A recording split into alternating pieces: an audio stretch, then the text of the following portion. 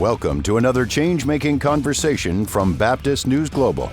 You're listening to a special podcast series titled Highest Power, Church and State, featuring writer, poet, and musician Rick Pidcock. Now here's Rick.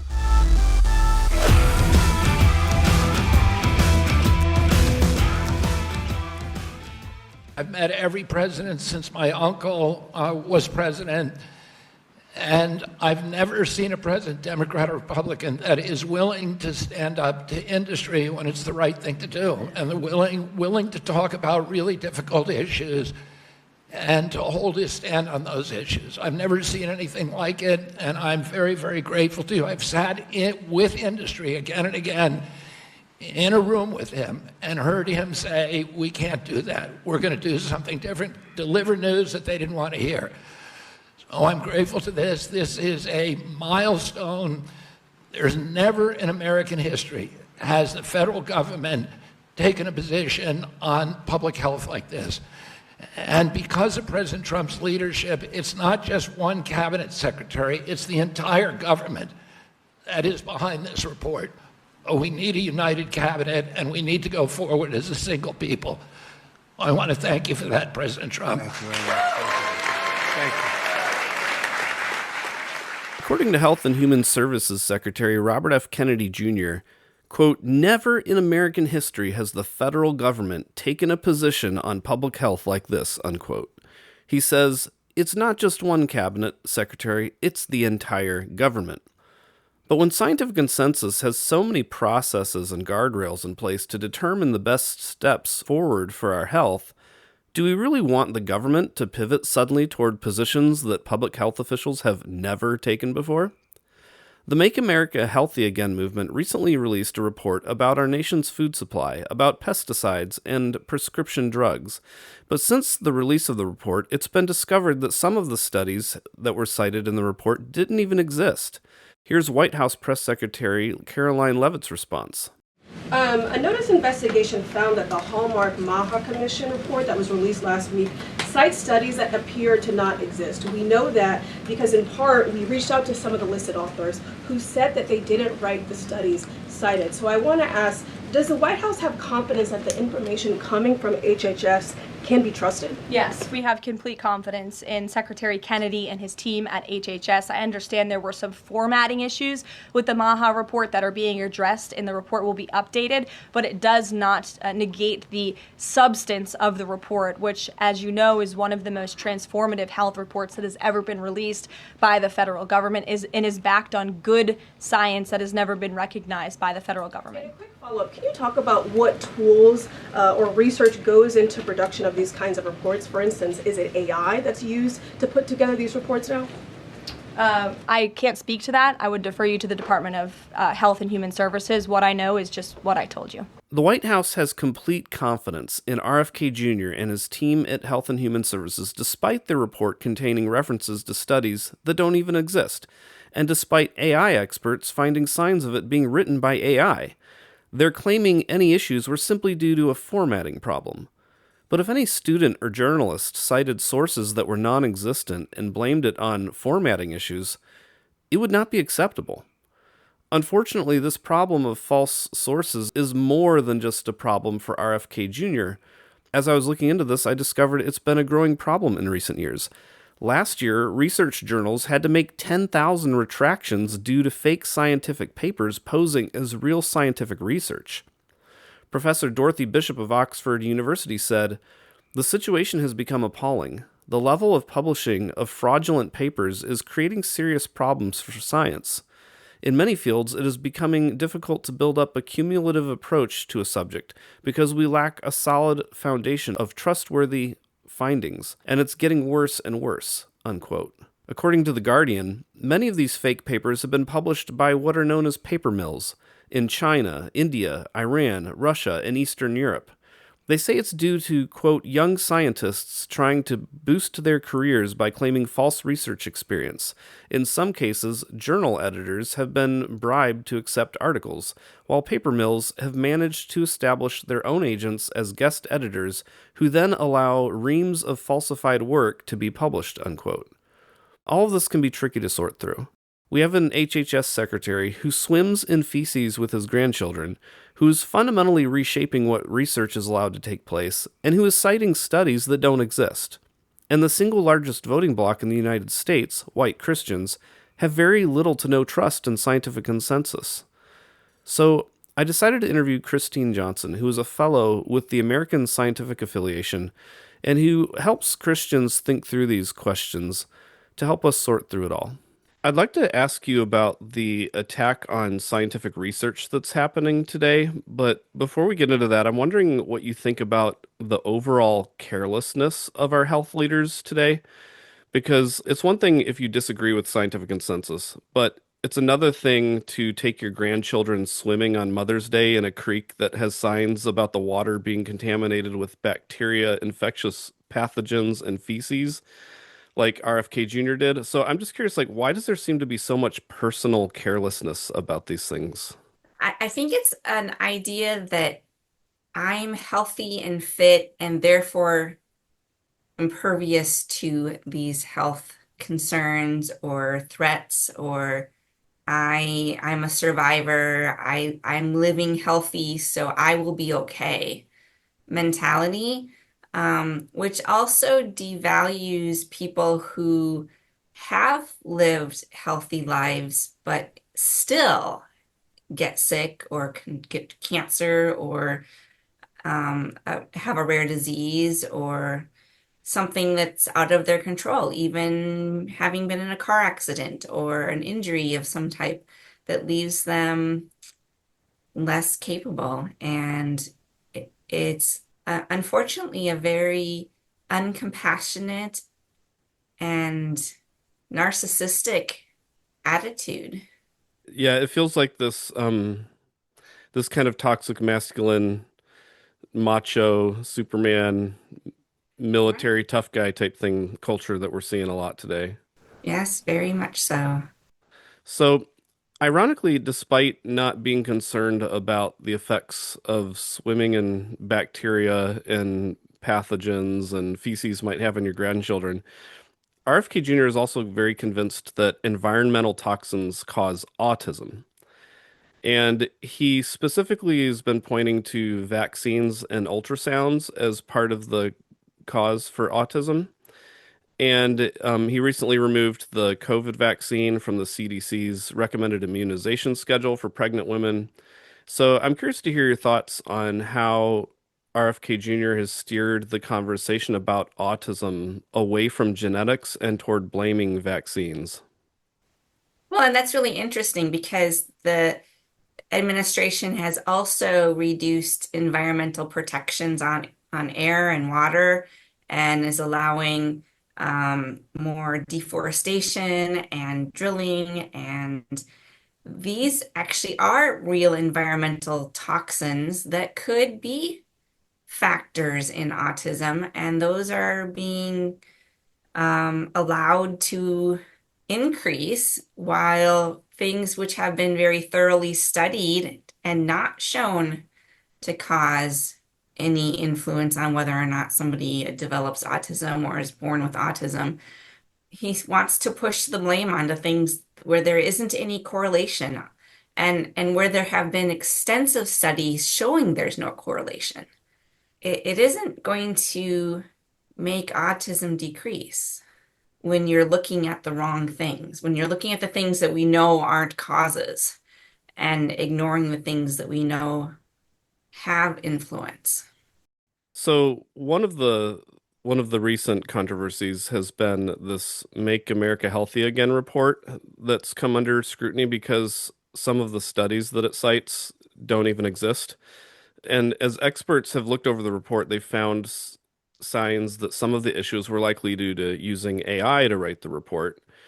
And when I looked into it, I actually found that fake scientific papers has been a problem for a while, not just for this recent report, but I found some articles about paper mills allowing editors to be bribed and false data to be published.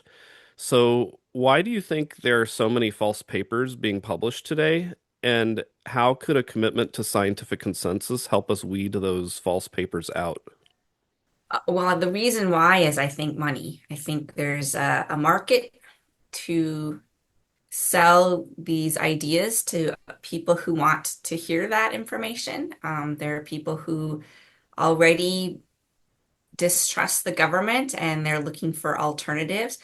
There's also a market for people who are sick or suffering from chronic pain, and diseases where there aren't good answers, and they're looking for anything to help. Maybe they even started with quality doctor and healthcare, and there weren't answers. There weren't treatments for their conditions, and they're desperate. My mom has a serious chronic condition that she suffers incredibly, and it would be understandable for somebody in such a position, desperate for relief, desperate for help, to try anything, right? And unscrupulous people prey on such people. They offer solutions that aren't real in hopes of making money off of people suffering. Yeah, that makes sense. And it's hard when you're going through that because you want to find something from an expert you can trust, but it's like you don't know who to trust. Right, and sometimes the experts will just say, we don't know. We don't know how to treat this. I had a friend pass away from pancreatic cancer, and there just wasn't a treatment that could help her. She was willing to try any kind of study or anything, and was not successful at finding something to help. So there really are problems that we don't have answers to right now. And people, when their health is on the line, are often willing to try whatever they can. And to some extent, who would blame them, right? Who would blame someone who's suffering from looking for a way to find relief? And honestly, that motivates a lot of scientists and researchers to find cures. And we see, if you look over the past 30, 40, 50 years, how many cancers are survivable now that weren't in the past, how many diseases are rare now that killed many in the past. We have treatments that have developed, and they did start with, maybe even a crazy idea. So it's difficult to blame consumers who are looking for help and are willing to try whatever they can to just to live, just to find relief. Unfortunately, that leaves people without integrity an opportunity to prey on the consumers who are suffering and looking for hope. Yeah. I know, like, for me, speaking about trying to find people you can trust, when I was a young Earth creationist who followed the teachings of organizations like Answers in Genesis, I didn't trust scientists because I was convinced it was all based off of worldview, and they had an unbiblical worldview that was clouding their judgment about scientific data. And one of the things that led to me changing was hearing them discuss topics like the age of the universe or evolution or the flood with Christians who accepted modern science. And like I simply couldn't accept the idea as I listened to people like Francis Collins that Francis Collins was actually part of some satanic conspiracy to undermine the Bible and God. And I know you've been involved with a lot of conversations about helping Christians work through these trust issues. I wonder why you think so many Christians are willing to trust an RFK Jr. who swims in feces with his grandkids, but aren't willing to trust men like Francis Collins who mapped the human genome. Yeah, that's a really good question. I had the pleasure of meeting Francis Collins last summer. It's very puzzling to me, and I think it has a lot to do with a couple things. First of all, with your tribe. We are wired to trust our tribe and distrust people outside of our tribe, the in group and out group. And so many Christians who are part of an in-group that believes in things like young earth creationism put scientists in the out-group, because the scientists are proposing something that disagrees with their in-group. And so now they're not going to believe scientists on other topics like vaccine safety or masks or climate change. And they're going to look for somebody who's not in that group and trust them instead. And I think that's a large reason. And I also think it has to do with the way science is taught. Science is taught like puzzle pieces that aren't connected to each other. You learn about plants with chlorophyll, and that's how photosynthesis happens. And then you learn about um, cell division and the mitochondria, the powerhouse of the cell. And then you learn about, every different topic in science, and they're all just like little chapters. And then you have a test on it, and a little chapter and a test, and they're all disconnected. And there isn't a really good overarching understanding of how theories work, where theories look at all the different pieces and put them together in a unified, overarching story or model. It's all these little tiny pieces that aren't assembled into a big picture. And so when they hear this one little piece, they don't see how that does or doesn't fit in the big picture. And so they can't evaluate and say, oh, wow, that really doesn't make sense. mRNA can't do that. Or, that doesn't really make sense because of this. Or that, oh, that makes sense. I can see how that would fit here. They don't have the skill set to do that. And science is so huge. There's so many topics, and it's often really a hard subject, and there's math. And I think people have lost the sense of wonder in their attempts to memorize all the equations or all the chemical formulas. And they don't see this big picture or the beauty or the wonder. And I believe that leads to an inability to evaluate why we would think twice about drinking raw milk shots if you don't understand how bacteria works, if you don't understand how the immune system works, if you just don't understand those things, then you can't place these pieces of information in context. And I think our cell phones have made that worse because you don't store long-term big things in your brain anymore. You just Google it and find the snippets of information, rather than like in the past where people, especially in oral cultures, where people just had to memorize so much information, because they didn't have the ability to look it up on the internet. Yeah, that makes a lot of sense. I feel like for me, like all of those details can be not only overwhelming for, someone who's a skeptic of scientific consensus to figure out, but even for someone like me, like I'm not an expert in evolutionary biology. I'm not an expert in, pathogens and all this kind of stuff. And so like it can be when someone sends me a YouTube video that's like an hour long or, some research paper that they've come up with, I'm just like, do I really feel obligated to go through and figure out what in the world this thing's saying and then find alternative resources to disprove it? Like I have a life I have to live, I've got things I got to do. So like, is there any way we can help our conspiracy theorist or Christian friends and family members who get caught up in this stuff without getting caught up ourselves and having to spend endless hours researching all of this?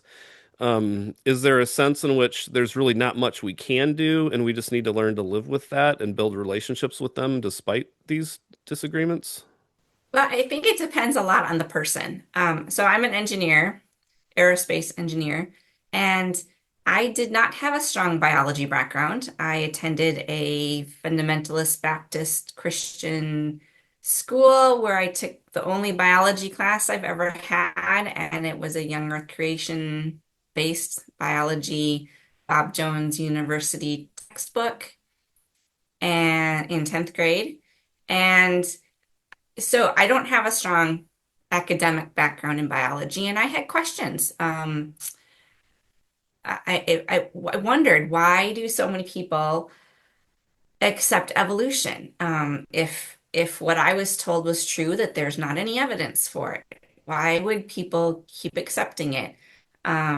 Especially so many Christians. And one resource that I found especially helpful was the American Scientific Affiliation, which is an organization for Christians who are in scientific disciplines or theologians and pastors and Bible scholars, where there are discussions on science and faith. The thing I liked when I had all these questions was that ASA does not take a position on controversial issues. They do peer review for their publications, but they don't take a position. So you would get to hear different perspectives from experts in that field. So, and that was pretty important to me. I didn't want to listen to another engineer talking about biology or uh, a mathematician talking about geology or something like that. I wanted to hear people in their field discussing their own area of expertise. And the ASA offers that. They have an annual meeting each year where they have people giving presentations, and they have publications where you can read articles, and they have different perspectives. And you can, in fact, their journal is called Perspectives on Science and the Christian Faith. And I could evaluate. I could listen to past annual meeting presentations and learn from people. So if somebody wants to learn, if they genuinely are interested in trying to understand, I really recommend the ASA for Christian perspectives that aren't always the same. You can get different points of view, and you can hear what they're saying, and you can start to develop an understanding. Well, what are the objections to evolution? Are they scientific or are they theological? And what are the reasons, and what evidence do those who affirm evolution say exists? Because there's an abundant amount of evidence, and I wasn't aware of it from my background. So I think that's a good resource. It's asa3.org for people who want to learn. Now, if somebody doesn't like science or doesn't think they like science or isn't willing or able to learn or doesn't have the bandwidth, that's a little bit harder, right? Because now you're talking about how do you talk about something if someone doesn't want to learn? Then you're maybe talking about trust. And I think in that case, one-on-one relationships are the best bet, because people are tribal. And I think that that can be a way to have conversations and help people see that not all evolutionists are on Satan's team. There are many Christians. In fact, 90% of the Christians in the world belong to denominations that affirm modern science, including evolution and climate science and vaccines. It's a common position, and I think many Christians don't realize that, especially here in the United States, where there's a lot of tribalism and a lot of my denomination's better than your denomination's type of ideas.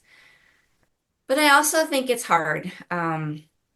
Obviously, if you look at the polls, if you look at how people voted, and if you look at what percentage of which groups got vaccinated for COVID, they fall very strongly along party lines. White evangelicals are the least likely to be vaccinated for COVID. They're the least likely to affirm modern science, evidence-based science. They have a doctrinal speed bump that makes it difficult to open their the conversation, to make to build trust, even to build a bridge to discuss it.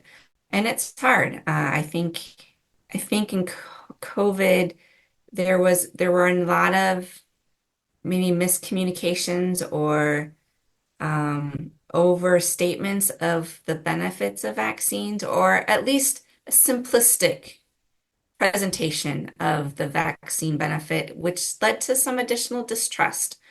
And that's really hard because people want little short snippets like TikTok. And how do you communicate something that's nuanced in such a situation? It's very hard, but that would be an area that could use improvement. And honestly, there are times when distrusting the government is justified. It's complicated. It's nuanced. I would advise people to talk with their board certified doctor. That's another good place to get information. Many doctors are able to communicate with their patients based on their risk and what would be the best course of health treatment for them. I don't think many board certified doctors are going to recommend swimming in sewage or drinking raw milk. Yeah, probably not. And look at world-class facilities like Mayo Clinic and like the Cleveland Clinic and University of Minnesota. And there's a lot of really world-class systems of medicine. What are they saying? Why are they world-class if they're wrong? They're not. They're world-class because they're doing something right. Try to understand what that is. Well, I really appreciate you coming on and sharing your thoughts with us. Well, thank you. I thought it was especially helpful to hear her thoughts on both the human element and the scientific argument. On one hand, we can consider all the scientific arguments on all the topics and never exhaust the potential rabbit trails. On the other, there are very real and understandable human factors at play here when we are looking for scientific answers for those we care about. Even many of the doctrinal concerns Christians have are driven not simply by a certainty about their biblical interpretation, but also by a concern for what might happen to their family and friends who don't agree with their interpretation. So, however we sort through these things, we need to remember that there are both scientific and human elements at play here. And if we can't connect with those we disagree with on the scientific data, maybe we could connect with them in their deeply human concerns.